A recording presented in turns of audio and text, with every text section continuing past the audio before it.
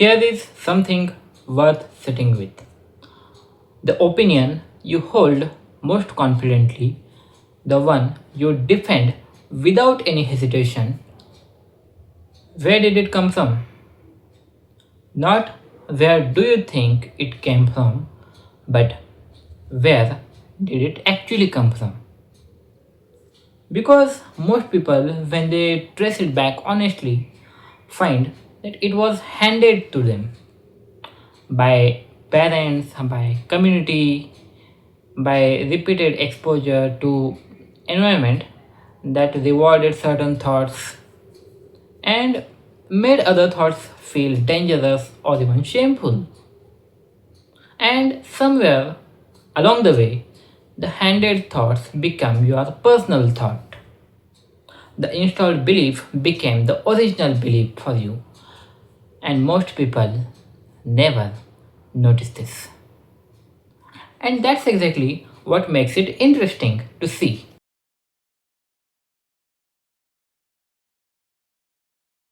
Let's be precise about what we are actually talking about.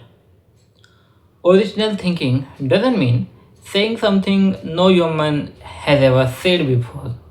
That's not the bar. Original thinking means the thought was generated by you from your own observation, your own questioning, your own willingness to sit with uncertainty about the answer until something genuine emerged, not received, not inherited, and not absorbed passively, and then defended as your own. Most people have very few thoughts that meet this kind of category, this kind of standard. And I say that not as an insult, I see it as an observation about how humans actually work. We are social creatures. We absorb the environment around us. We mirror, we adopt, we internalize. That's not a flaw, it's a biology. It's simple evolutionary adaptation. But what is worth examining is the complete unawareness of it. The confidence with which people defend thought they have never actually examined. And that's the interesting part.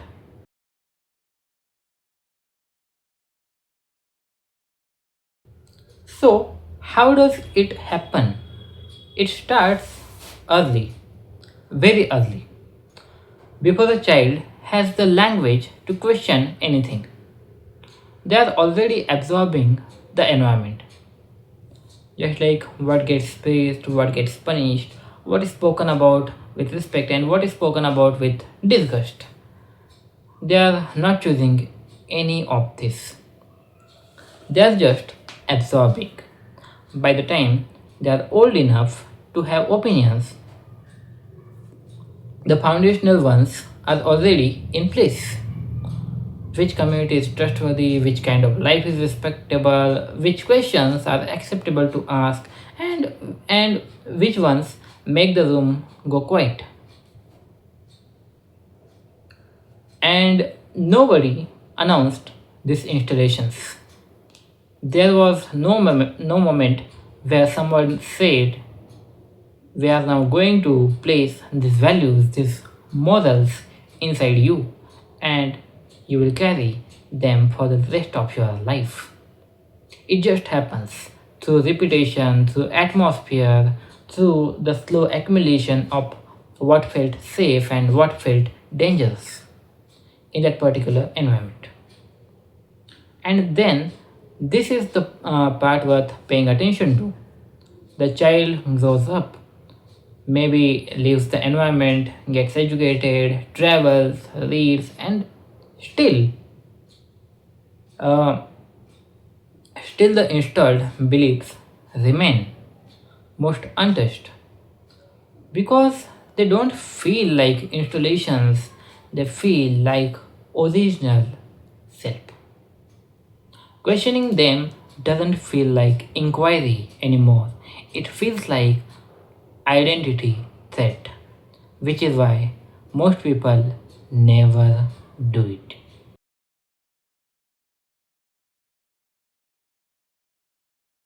Here is where it gets genuinely fascinating. You would expect that inherited beliefs that were never examined, never chosen, never questioned, would be held with some kind of uncertainty, some humility kind of thing, some sense of I'm not entirely sure kind of things. But surprisingly, that's not what happens. What actually happens is the opposite. The most inherited beliefs, most unquestioned beliefs, are often held with the most confidence because they were installed before the questioning faculty even developed, before the person had the tools to examine the belief. So they sit underneath the thinking, not as conclusions that were reached, but as the ground the thinking stands on, unexamined, unquestioned, and immovable,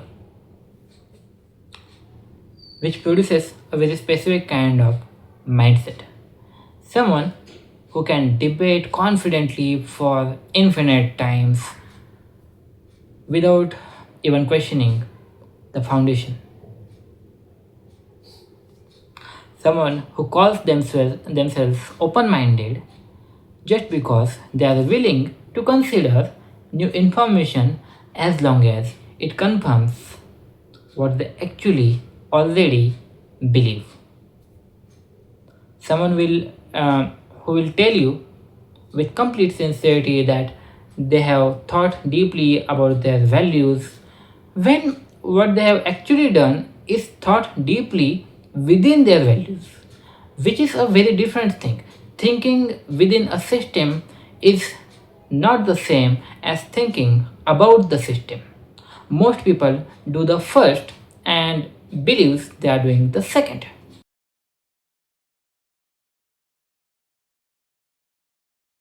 Once you start noticing this, you will see it everywhere. The person who is deeply religious and has never once asked why they believe what they believe. Yeah, they were born in it, it's real to them, fair enough.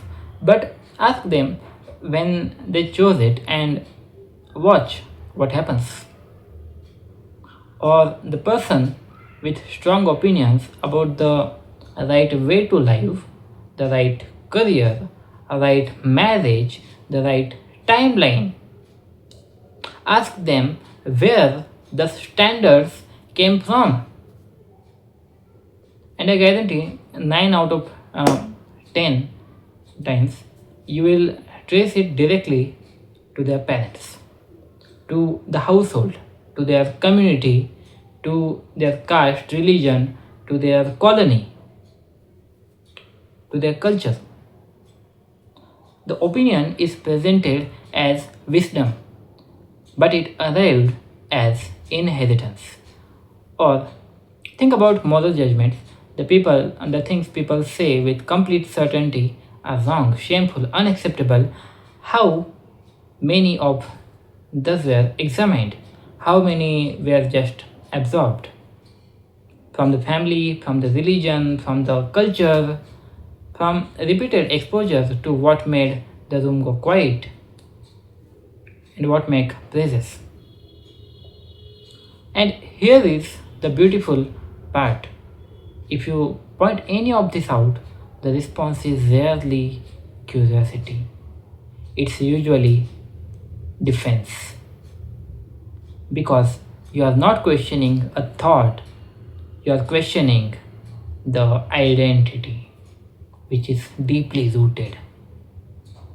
And the system is very well designed, completely accidentally, by the way, to make sure that feels intolerable.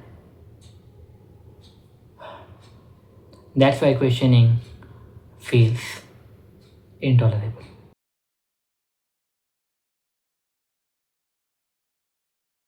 Now, here is what it gets uncomfortable because this is not just about other people.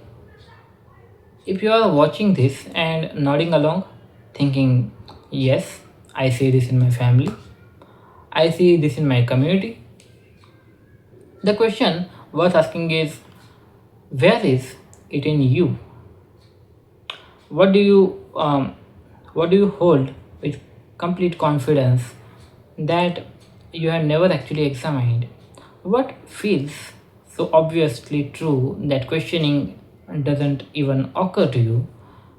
Because that feeling, that sense of obvious, unquestionable truth, that's exactly where the installation lies. The thoughts you have examined don't feels like bedrock foundation. They feels like conclusions. But the thoughts you have never examined feels like a reality. This is not comfortable observation, but it's a honest observation. Almost everyone, regardless of how educated, how well read, how widely traveled, carries a significant amount of this inherited software running quietly in the background, shaping what feels right, what feels wrong, what feels possible, what feels like obviously too much, what feels unquestionable, and most of it was installed before you were old enough um, to have any question, any say in this matter. The question is not whether this happened to you, because it happened to everyone. The question is, are you aware of it? Or are you walking around absolutely certain that your thoughts are your own, when most of them have never actually been introduced to you properly?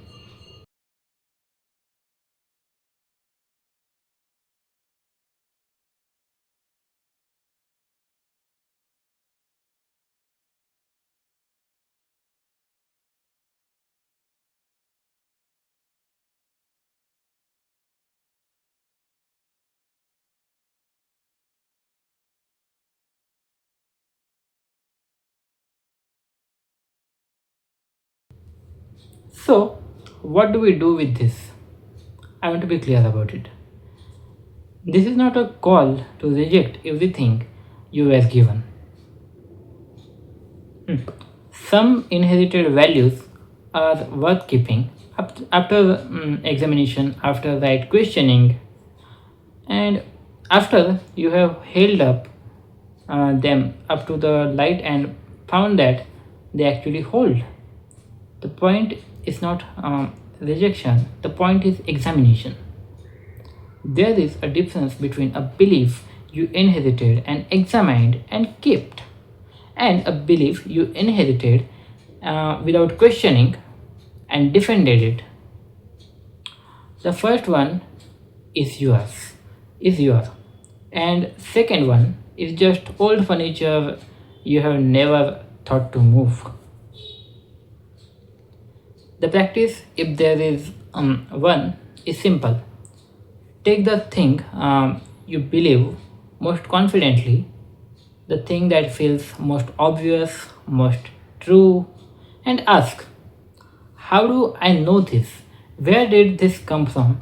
Um, or have I actually looked at this?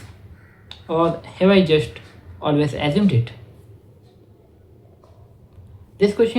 Questioning is not to destroy it, but just to look at it directly.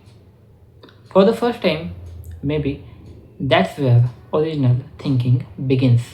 Not in having radical ideas, but in being willing to examine the ordinary ones, the ones so familiar they stopped feeling like ideas at all.